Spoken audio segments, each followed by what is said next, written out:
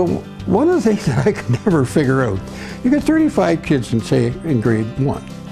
But by the time you get to grade 8, they had grade 6 and 7 and 8 were in 2 rooms. Now where did all these kids go? See, at that time I think that you could go out, you could quit school when you're 16 and you could go out and get a job, no problem at all.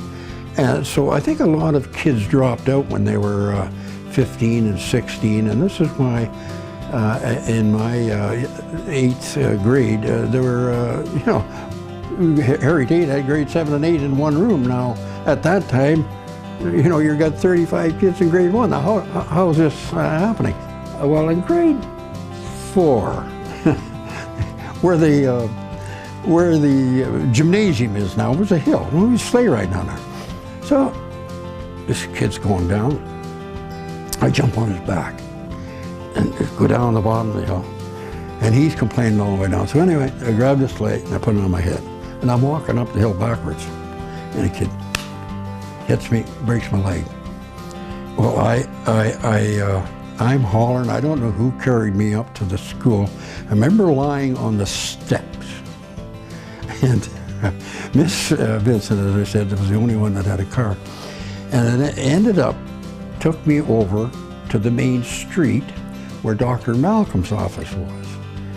And I remember a grade 8 boy, Norman Jeffries, came with us. He had to carry me up the stairs to the office. Well, what is he doing here? Take him to St. Joe's. So Norman takes me down. But Miss Vincent's back to school by now. Norman has to get a taxi, and it costs 25 cents, out of his own pocket, and take me to St. Joe's.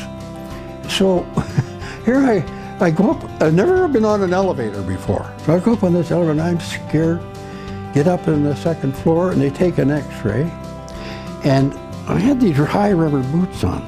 And of course, it broke my leg, but it wasn't compound. It just stayed right there as if I had a cast on in the first place.